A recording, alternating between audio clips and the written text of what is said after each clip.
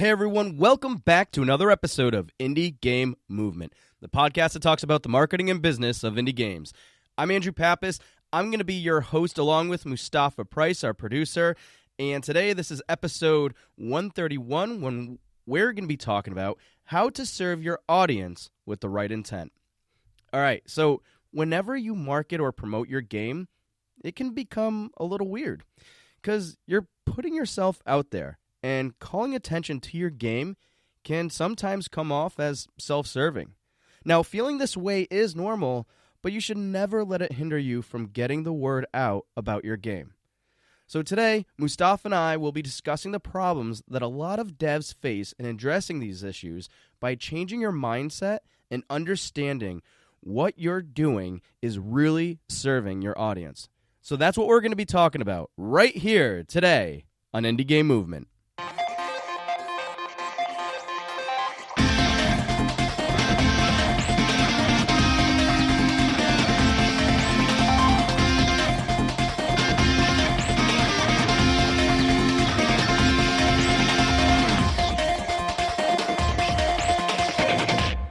Hey everybody, and we're back, and I got Mustapha here. Mustapha, how's it been going, man?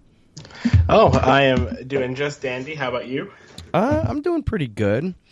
So, it's been summer, and I'm sure that you've been up to a lot of different types of activities with the summer, or maybe not as many as many of us would like to be involved with in light of how things are going in the world. But for your summer, how has it been going so far? What have you been doing? What fun things have you been involved with? Yeah, absolutely. I think if you can't do the usual summer activities, at least for those of us that like games, we kind of have the second best thing. There's still stuff coming out. Last time I talked about how I'd been playing Persona 4 Golden that had just launched on Steam. I ended up finishing that. Clocked in at like close to 100 hours, so definitely a behemoth, but a great game all the same. Would highly recommend. And then most recently I've been getting into Horizon Zero Dawn, which I think is actually coming out on PC, I believe, this Friday. So anyone who doesn't have a PlayStation and has been looking to get a hold of that game, now you have the opportunity. But yeah, I mean, it's mostly been between that, working on a couple of personal projects. Hopefully with some more stuff to announce soon. But how about you? Yeah, so I haven't been like too crazy busy. Just some really small local family trips, nothing crazy. On the game front, though, I saw that Ni no Kuni was Wrath of the White Witch was available on Switch at like 50% off, and I've been wanting to get that game ever since it came out for PS3. So that was like basically been forever now. And it just seemed like a good natural thing to get that title on the Switch, and it has been great. And to make that even more enjoyable, I got some new Switch controllers, which are specifically the Hori Split Pad Pros.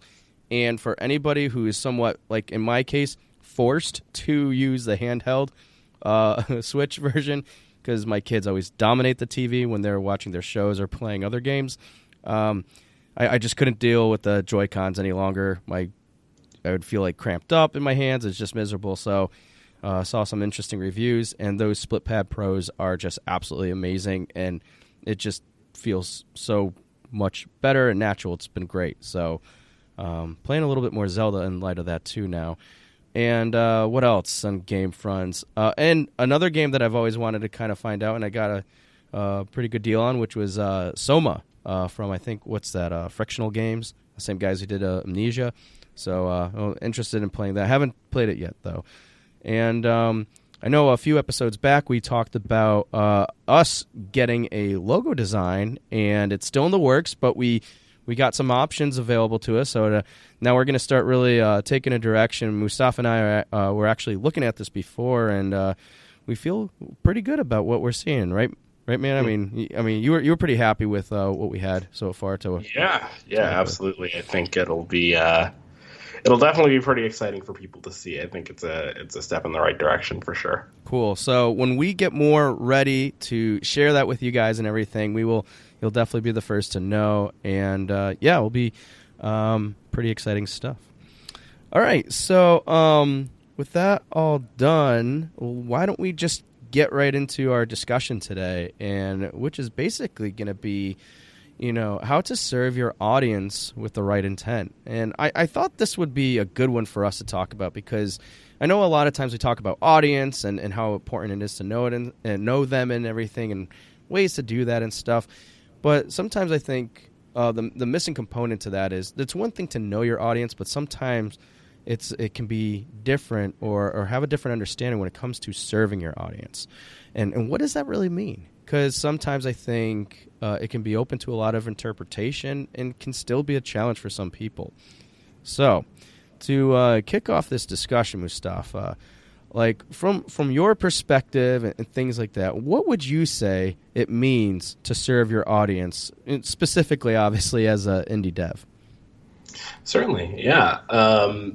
I would say that ultimately, to serve an audience is to provide something catered. Ultimately, something that speaks to the specific, not necessarily demands, because of course you want to maintain creative control, but something that meets the needs of your audience as expressed by their interest and investment in your product.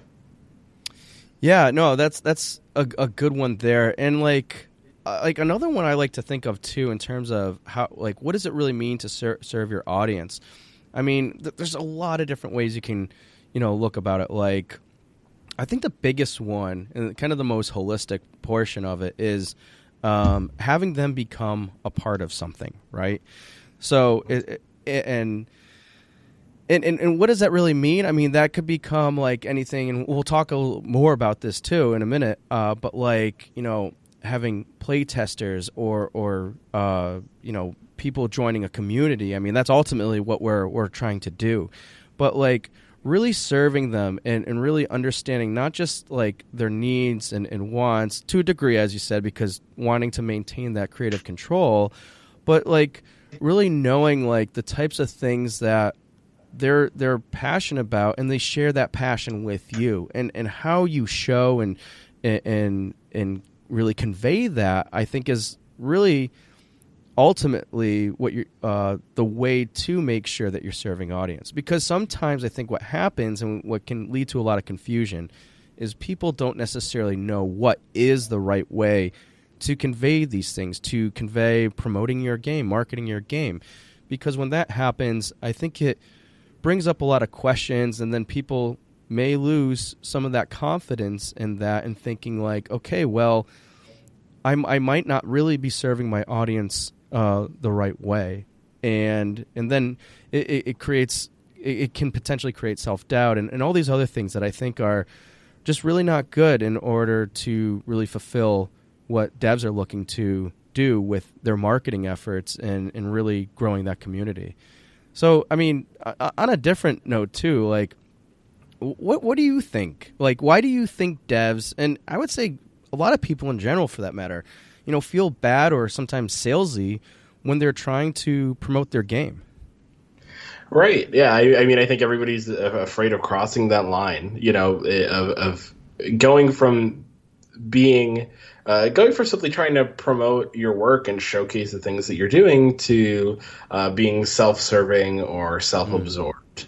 And certainly, we've seen in history forever in any medium where sometimes artists can cross that line. There has been kind of the transcendence from just looking to show your work into having it be a reflection of a disproportionate ego or something like that.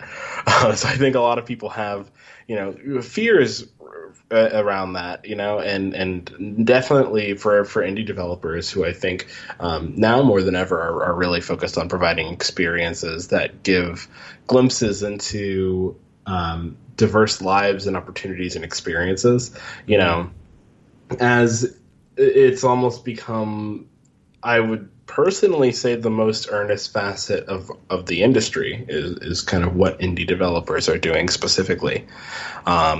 So I think that there is kind of a almost a conflict between the mission of trying to draw people's attentions to positive topics and address things in meaningful ways, while also advertising yourself for the purpose of getting your game into the hands of players, And then so I think that's where a lot of the worry comes from. Yeah, definitely. And you bring up a good point too, where you're saying, and I think this really strikes it at the core. What you said within that response was fear, right?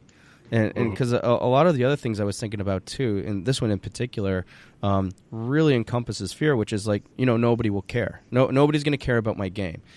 And that's really just fear talking. But the ironic side to that, and it's completely human to feel this way too, but the ironic side to that is, but if you don't do anything with your promotion, well, no one's going to know that will care. So right, exactly. It's kind of like a catch-22 in that sense. So, but there's always going to be that initial fear too. But knowing the idea of or fearing that nobody will care is just something that's natural, and a lot of time, like, and it's one of those things too where it's just, even if you put yourself out there right away, there's a good chance no one will know about it. And I think that's a thing to discern between as well, is there's a difference between some like nobody caring and then just nobody knowing about the game and perceiving that as nobody caring. Because there's a big difference. Because if people don't know about what you're putting out there, and it's going to take time, obviously, too, then it might come off that way. But a thing that I like to share with people and people that I work with, too, is a lot of times, when you're putting yourself out there, it could still come off as like, there's just nobody out there, right? But the thing is, if you have that interest, that passion, and everything else, and that divine reason, essentially, in some ways it might feel that way, for creating this project, there is a very, very good likely chance that someone else is going to share that feeling with you. It's like there's just too much out there of like just content and everything else where it's very, very unlikely that you're going to come up with something so unique that no one else is ever going to like show interest. It's almost like, I would say it's impossible. It really is. No, I would agree with that wholeheartedly. And I would even second that by saying, like, and of course this comes with a balance. It is a great thing for people to support you and your work, but like, it's not necessarily the kind of thing where like you're asking for charity, like you're right. asking for people to support your product, but ultimately you are giving them something.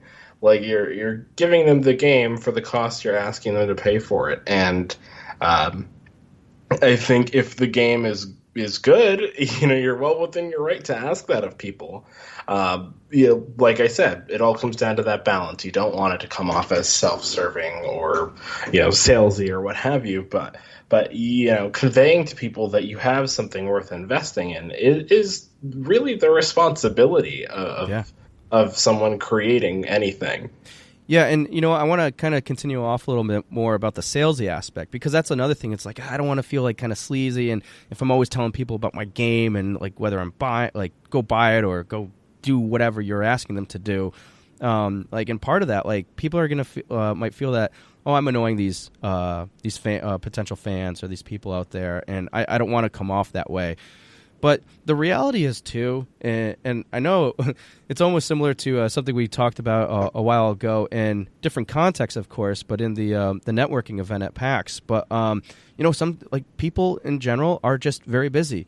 When you're on platforms and like Twitter and you're putting things out there, there's just so much other noise and information out there, too, that it can be getting your message across very difficult to make that overall impression where someone actually gets up and is like, okay, I'm going to now follow through and learn more about this. So the fear of that you might annoy people or come off as salesy is definitely another normal thing, but you need to make sure that you have, at least in time, you don't have to worry too much about the frequency, but at least in time, you have what sometimes people call touch points, or just another point of interaction, essentially, that you're getting out there. So even if it's at a more frequent rate than what you may feel comfortable with,